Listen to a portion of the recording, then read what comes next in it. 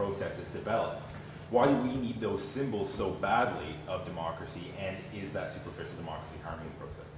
The mistakes that we, the West, made, or more particularly the Bush administration made, was thinking that the democracy was one size fit all. You could take Jeffersonian democracy off the shelf and apply it to everybody, and it doesn't work that way. You have to take into account local customs, local norms, local the way people live in that country, what their traditions.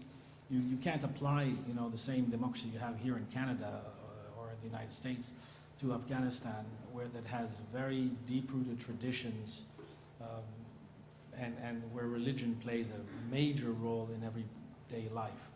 So, I mean, of course, democracy is great, but it doesn't work. It's not one size fit all. Winston Churchill said, "Democracy is the worst form of government except for everything else that has been tried," and it's very true. You have to work with the people of that country to. You look at the Saudis, for example. The Saudis are beginning to install change, yet they're under pressure from Washington to speed up the change. They can't speed up the change, because if they do speed up the change, they risk having a revolution from inside. Saudi Arabia is an extremely conservative society. They've managed to have one woman in the government this time, a junior minister of education or something like that, which for Saudi Arabia is a revolution. It's unheard of. But the king is going about it very smartly, very slowly, gradual increments, baby steps. And yet Washington wants it to speed up. You can't. You have to understand the local mentality that you're dealing with. Do you see a bit of a transition amongst your peers in Washington today?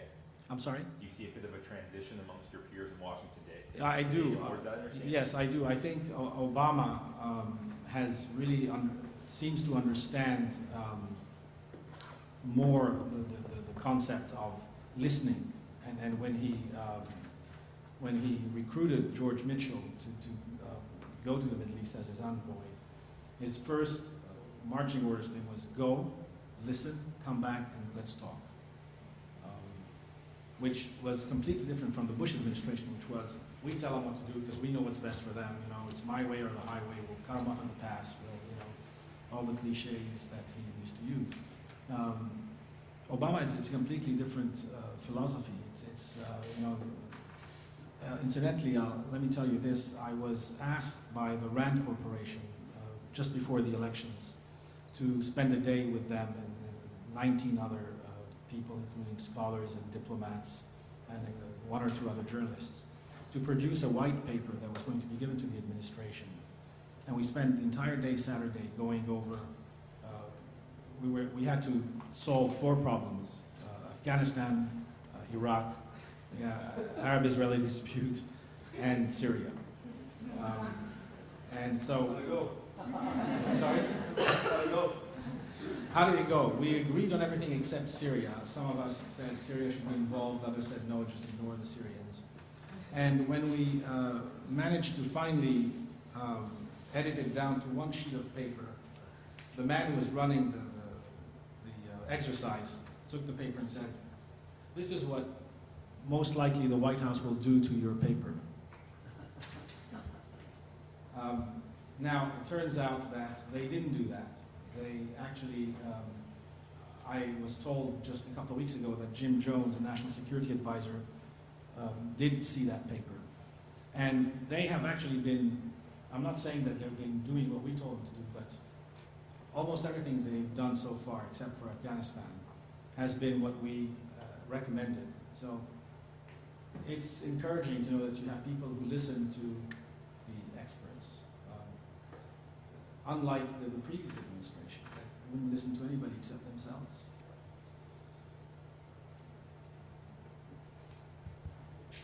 What did you recommend for Afghanistan, especially in regards to the debate over whether Canadian, U.S., or whether we should actually be there, whether we should pull out, should we stay longer, more troops, less troops?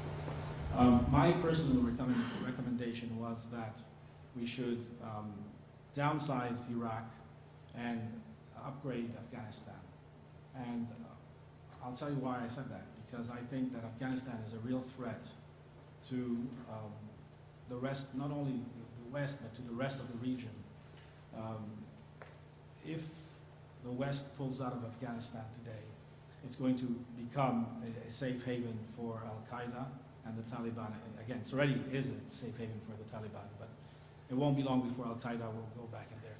And I don't believe in conspiracy theories or anything like that, but I really believe Al-Qaeda is a danger to the rest of the world. I think these people are very dangerous, and I think they should be fought. And that's one of the reasons that I was so upset with the Bush administration, that they wasted time and energy and resources in going after Iraq, where there were no weapons of mass destruction. There were no links to terrorists. Well, there were links to other terrorists, but not to Al-Qaeda terrorists. And it was, you know, Bush's and the neocons' idea to go and clean up the Middle East, and they sure cleaned it up. Where do you see it going now under the new administration in the U.S.? I know your book was based on the Bush years. Yeah. I'm afraid that Obama will not be able to do very much, not through any fault of his, but because of the intransigence that he's facing in the Middle East. He's not, you know, you can't solve a problem if the people involved aren't helping you help them solve the problem. And both sides are not helping Obama. It's very much like there was a woman in South Florida shortly after the election of Obama who said, she was quoted in the US press as saying, "It's great now that Obama is elected, I don't have to worry about my mortgage anymore." You know, well, guess what, lady? You still have to worry about your mortgage. And it's almost the same mentality in the Arab world. Obama's going to solve it. Well, Obama is not going to solve it if you don't help him help you solve it. And I was very optimistic a few months ago, and I wasn't the only one. Actually, at the last economic forum in June at the Dead Sea, I spoke to a number of people in the Jordanian royal family, including the king, and they were all very optimistic. They were saying, 2-3 weeks from today, you're going to have a major announcement. And you know, nothing happened, of course. And now it's gloom and doom. You talk to anybody and they say there could very well be another major round of violence in the Middle East in the coming months. Now, that can change because the Middle East spins on a dime. You know, things could happen and we could be back again looking at a rosy picture. But right now, I'm afraid it's not very encouraging. As you know, we've had some Palestinian and Israeli students in our classes. And I'm thinking back a couple of years ago where we had two in particular who recognized that the historical narratives that they have been very much a part of and lived by were still continuing as they had been.